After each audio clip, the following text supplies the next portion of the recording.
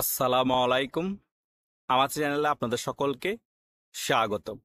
5ই আগস্টের পরবর্তী সময় বাংলাদেশে আনুপাতিক হারে নির্বাচন সম্পর্কে অনেক আলোচনা হয়েছে, অনেক তর্ক হয়েছে, অনেক বিতর্ক হয়েছে। এখন কিছুদিন যাবৎ ইসলামী আন্দোলনের মহাসমাবেশের পর বাংলাদেশে আবারও পিআর পদ্ধতি এবং আনুপাতিক হারে নির্বাচনের ব্যাপারে অনেক তর্ক বিতর্ক শুরু হয়েছে বিভিন্ন টক শোতে। কারণ ইসলামী আন্দোলন মহাসমাবেশের মধ্যে বিভিন্ন জোটের নেতারা পিআর পদ্ধতি বা আনুপাতিক হারে নির্বাচনের ব্যাপারে অনেক জোর দিচ্ছে। বিএনপির মনে কম্পন ধরে গিয়েছে। তার অনেক কারণ আছে। বিএনপির এখন অপোনেন্ট কারা? জামাত ইসলামী, এনসিপি এবং অন্যান্য ইসলামিক দলগুলা। একদিকে আছে বিএনপি। আওয়ামী লীগ সম্পূর্ণরূপে নিউট্রাল হয়ে বসে আছে। কিন্তু আওয়ামী লীগ নির্বাচনে যে অংশগ্রহণ করতে পারবে না সেটা বলা হচ্ছে না, জাস্ট নিবন্ধন স্থগিত করে রাখা হয়েছে এবং আওয়ামী লীগের দলীয় কার্যক্রম নিষিদ্ধ করা হয়েছে। কিন্তু ইসি যদি চাই আওয়ামী লীগ নির্বাচনে অংশগ্রহণ করতে পারবে। আসুন আলোচনা করা যাক কেন বিএনপি ভয়ে আছে এবং বিএনপি আনুপাতিক হারে বা পিআর পদ্ধতিতে নির্বাচন চাচ্ছে না। ভিডিওটি সম্পূর্ণরূপে দেখুন, তাহলে ক্লিয়ার হয়ে যাবেন।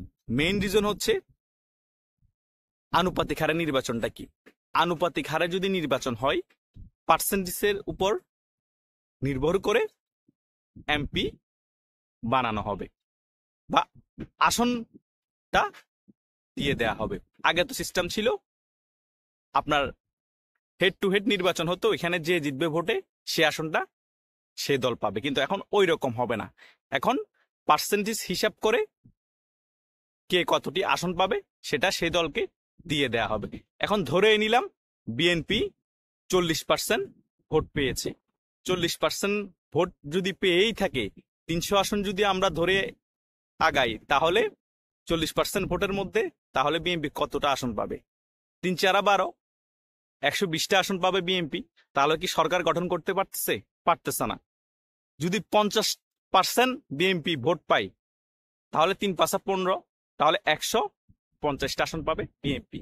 সর্বনিম্ন বিএনপিকে 50% ভোট পেতে হবে। কিন্তু বাংলাদেশের এখন যে প্রেক্ষাপট, যে পরিস্থিতি, বিএনপি কি 50% ভোট পাবে আপনাদের বলে মনে হয়?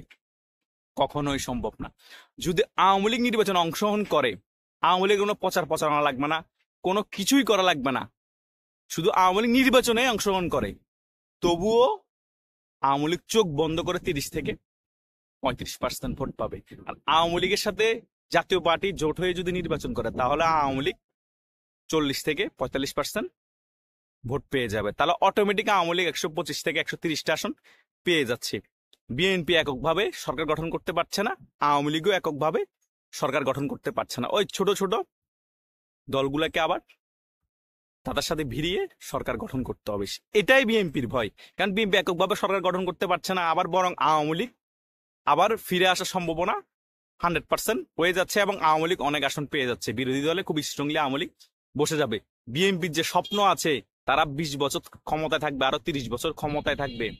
এনি চৌধুরী সেটা কিছুদিন আগে বক্তব্য বলেছে। সে সকল স্বপ্ন উড়োবালি হয়ে যাচ্ছে। কিন্তু ছোট দলগুলার লাভ আছে এই পিআর পদ্ধতিতে আনুপাতিক হারে নির্বাচন। তারা তো এমনিই নেই।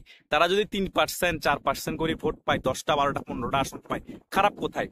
অন্তত জনপ্রতিনিধিত্ব তারা থাকছে তাদের দলের, তারা অন্তত তাদের দলটাকে প্রসারিত করতে পারছে এবং বাংলাদেশের মধ্যে রাজনীতিতে একটা ভূমিকা তারা তৈরি করতে পারছে। এটাই তাদের প্লাস পয়েন্ট। সে কারণে আওয়ামী লীগ যদি ফিরেও আসে, আওয়ামী লীগ নির্বাচনেও আসে, তাদের এমপি 120টাও হোক, তাও তো আওয়ামী লীগ এককভাবে ক্ষমতায় যেতে পারবে না, বিএনপিও এককভাবে ক্ষমতায় যেতে পারবে না। তখন একটা প্রেশার থাকবে তাদের উপর। তাদের জোটকে মূল্যায়ন করতে হবে। জোটের কোনো সিদ্ধান্তের বাইরে যেতে পারবে না। কারণ জোট যদি সরে যায়, তখন 150 আসন কমে যাবে, তখন সরকার পড়ে যাবে। যেমন ইন্ডিয়ার মধ্যে সেম কাজটা হয়। সেই কারণেই বিএনপির ভয়। কারণ বিএনপি এককভাবে ক্ষমতায় যেতে না পারলে তাহলে কিন্তু তাদের স্বপ্নই থেকে যাবে। এই কারণে পিআর পদ্ধতিতে সবচেয়ে বেশি ভয়ভীতি কাজ করছে বিএনপির মধ্যে, আর সবচেয়ে ক্ষতি বেশি হবে বিএনপির। সে কারণে বিএনপি এটার ঘোর বিরোধী আচরণ করছে। আওয়ামী লীগ এটার বিরোধিতাতে নাই। আওয়ামী লীগ পিআর পদ্ধতিতে নির্বাচন হলো সমর্থন জানাবে যদি আওয়ামী লীগের সাথে আলোচনা করা হয়। আমার ব্যক্তিগত অভিমত মনে হচ্ছে, কারণ পিআর পদ্ধতি আনুপাতিক হারে নির্বাচন হলে আওয়ামী লীগেরই লাভ। আওয়ামী লীগ নির্বাচন অংশগ্রহণ করতে পারলে আওয়ামী লীগ 100% 120+ আসন পেয়ে যাবে আনুপাতিক হারে নির্বাচন হবে।